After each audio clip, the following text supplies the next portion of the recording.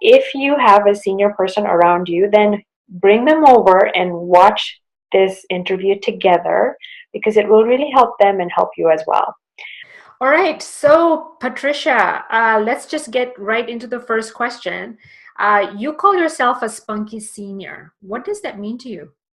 Spunky means that I have the energy to continue doing what I love, what inspires me, and what has a sense of purpose for me. There started to be, about the age of 69, quite a few messages knocking on my door that I wasn't as young as I used to be. And I really started to grapple with this whole idea of aging, the word old, the word senior, and I started hearing cliches. I continued to color my hair, and I was doing this dance between, I think, denial and reality of that part of my life. If my husband and I are very close in age, on our 70th birthday, I suggested that we have a Spunky Senior 70th birthday party. And it was one of the goofiest events people said they ever attended. Popcorn machine, we had a candy buffet, we had lots of children, no alcohol. The cake was not a cake, it was 30 lemon meringue pies with we put 7 candles in 10 of them, and people said it was just amazing birthday party, and symbolically we gave away many items, more than 70 items from our home. We gave our guests, and we had over 160 guests, and that was my declaration that I'm getting older. And I'm going to embrace that. That's who I am now. I've got my hearing aids. Yes. I'm okay in my introduction now saying grandma and great grandma. I'm not needing to hide my age. I've decided I will do it my way.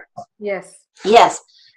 Because you speak on the same topic I do, which is resilience, tell me, why do you think it's important to look after our bodies?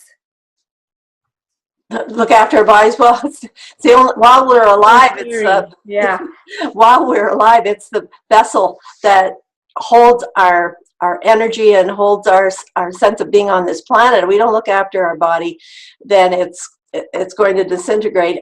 I definitely want to have this body burn out rather than rust out.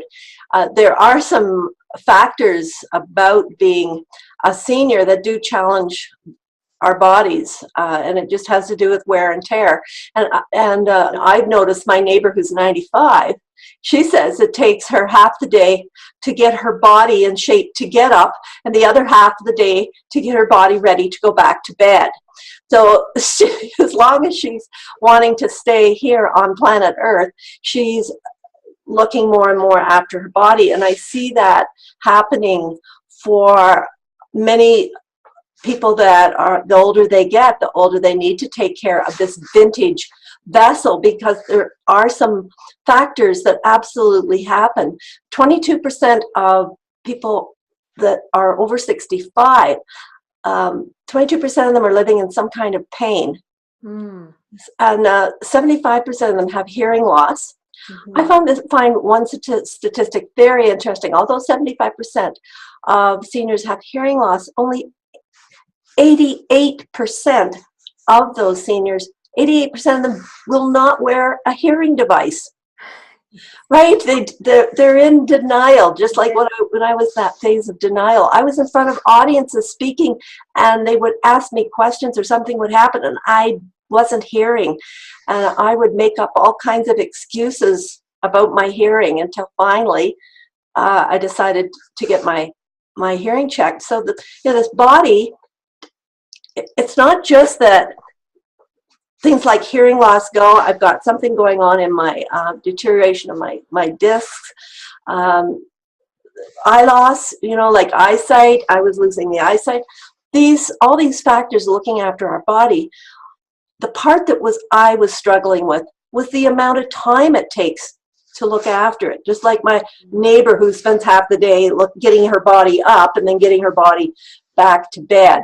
So I don't have too many regrets from when I was younger and I didn't have some of this aging factor in my body. And you know, there are some exceptions to the rule of some seniors who have managed to stay very, very fit. But again, I understand that they spend more hours working to stay fit at that level than, say, somebody who's younger. So there are some factors to deal with. I'm not striving like I used to. It's a time I've decided for me to do only as much as possible, that is, the activities that nourish me, and also to learn a lot about self-care, even more about self-care, self-compassion, as I end up having the odd little crink or kink. What can you tell us about why it's important, especially as a Spunky Senior, to be able to be aware of your thoughts and why? Well, I believe it's never too late, Zaheen, to start paying attention to our belief systems and our thought patterns, because they move us forward, or they keep us stuck, or they take us backwards.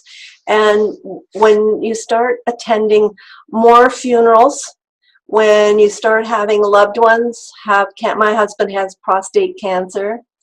I had a daughter who's just recovered from breast cancer. She's middle-aged woman now. More and more you have loved ones that are either dying or getting sick. And if you don't watch your thinking, if you go into the doom and the gloom, and I expect your mother is facing some of this, you can start thinking and then behaving in ways that don't serve you, and thinking that the world is full of sick people and dying people, and letting your external reality become more influential than your own thoughts and your own beliefs, and taking charge of that. And so I think that if you don't have either a faith base to give meaning to your life, or some kind of philosophies that support you, then you may be in trouble for being what I would call a grumpy old man or a grumpy old woman, right? Yes. There's all kinds of cliches for that state of being. And one time when my husband was struggling a little bit with his condition of prostate cancer, one of his grandkids called him Grumps. So it he did not take it too well. I'm sure not. We can choose whether we have an optimistic mindset or whether we can have a pessimistic mindset that says, oh, things are going to get worse. Yeah. We can have a stagnant mindset, or we can have a growth mindset that says, I still love learning, I still love giving. We can have a mindset that says, I have gifts, and as long as I am able to give my gifts, I'm going to do it. I just recently met a woman who's just a few years older than me, and she's still running her own business, and she said, I'm not retired, I'm rewired. I love that. I love that phrase, rewired. And there's many people trying to invent the language of being a senior, such as not retired, but reinventing.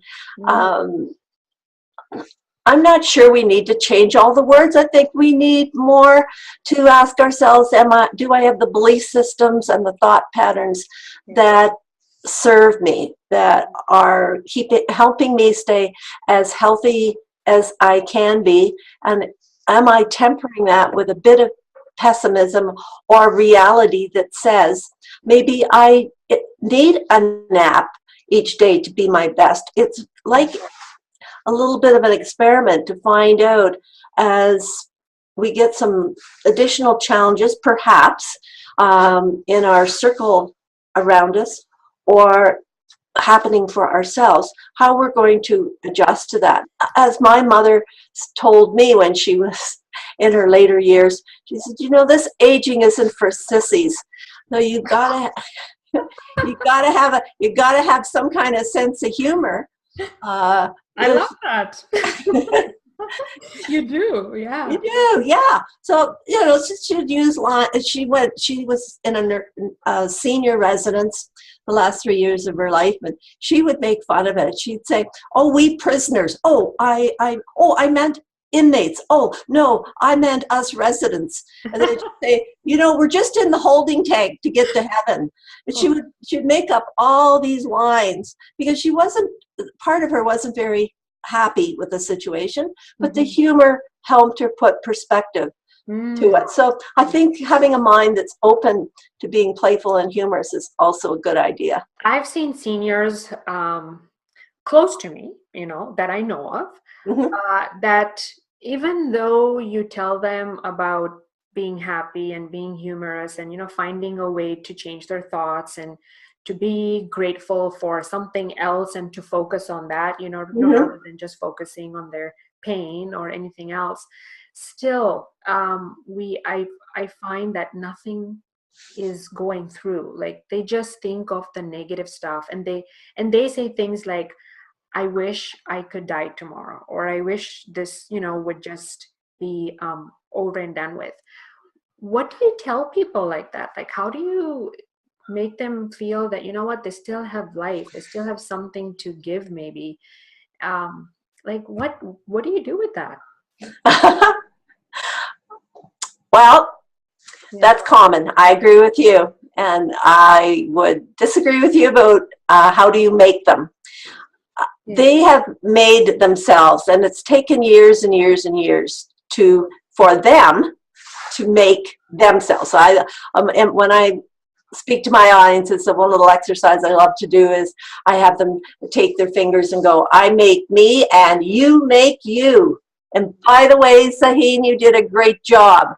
So they've spent many years, often in generations ahead of me, particularly ahead of me, and some still in my generation, the boomers.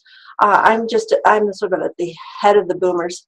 Have been programmed in a belief system that life's going to be hard. There'll be many cliches in their head, and once you get old, well, if you're not good for much, then you might as well just die. So they've had years and years of grooving that in. As a therapist, the older people are, the more the brain has had those grooves, those neurons have been developed stronger, as you know, about the system that's either the pessimistic system or the optimistic system. And I think all that we can do in relationship to those people is to have loving compassion.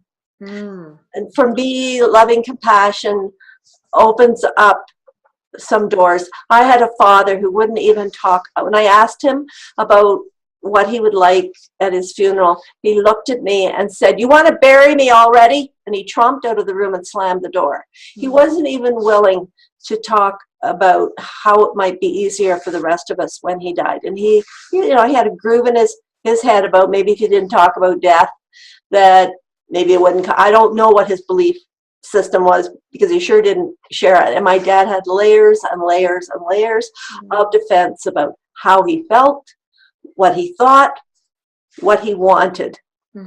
He was of that era. He served in the Second World War. He would scream in the night with night terrors. I'm sure he had post-traumatic stress disorder. He had an anger management issue. We kids were not treated well growing up. And later in my life, I developed loving compassion for my father. He did the best he could, and he had a dysfunctional, in my opinion, belief system about himself and the world because of much of the horrendous experiences that he had and the lack of help when he was, younger. And he died young. He died at the age of 70, my age. So this is good that you actually gave this tip to us, because I find that a lot of people get maybe frustrated at like seniors who maybe just keep on saying that, and you're like, why do you keep, that's, but I love the tip where you say, no, change, that I can change me, for example, in the way that I treat them, and say, okay, I'm just going to make sure that I can that I can give you compassion, that I can, well, not give you, but that I can give you more love, so that you can be happy that way, right? I don't know anybody at any age that doesn't long for the experience of being seen and heard and loved with gentle eyes. Yeah. My father never told me that he loved me. I wanted to be loved and hear him say, I love you so much. I did an experiment, and I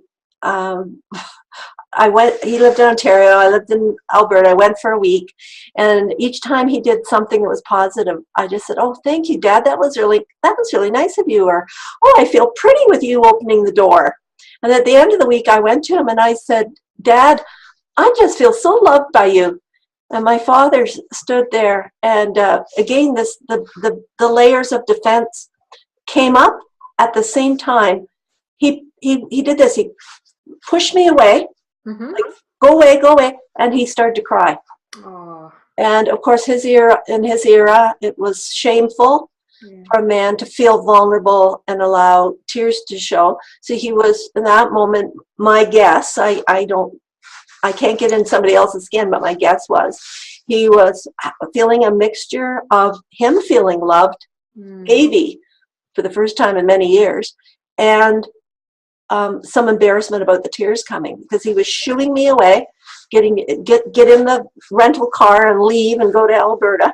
But at the same time, these tears, and all my life, as a little girl all the way up, I'd never seen tears in his eyes. So that was a gift I gave myself to feel loved by him. So if somebody's out there and they have a grandpa or a parent that they would like to be more loving or different in some way, just ask yourself how you might better fill your own longing. The other thing that I did years ago was I went to a barber for facials. He lived in the community that we lived in Ontario, and he gave $5 facials. And yes, and I went into this barber shop, and I went every week, and he used to say, oh, Michelle, he was from some European country, you are so beautiful. And before I would leave the salon, he'd always kiss the back of my hand. Mwah, my beautiful Patricia. And I pretended he was my father.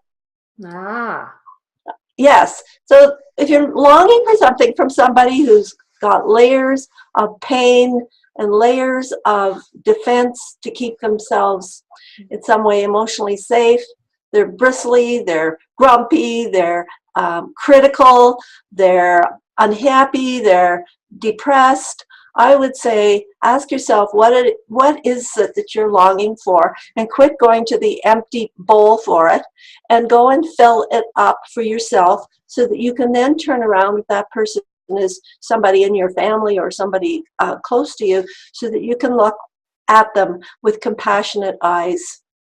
That is such great advice that you're giving us, and I'm so glad I have you on the show. I'm glad to be interviewed. The part about being older, and I just don't want to embrace either end of denying getting older, because there's all these cliches, as I said, out there about, oh, it's all just a number. Oh, how old you are is just how you feel. And I think, well, what kind of drugs are they taking? like why deny this number that to me 70 represents a huge number of experiences? And then there's the people that say, oh, I'm having my 29th birthday. You're looking pretty sick for 29.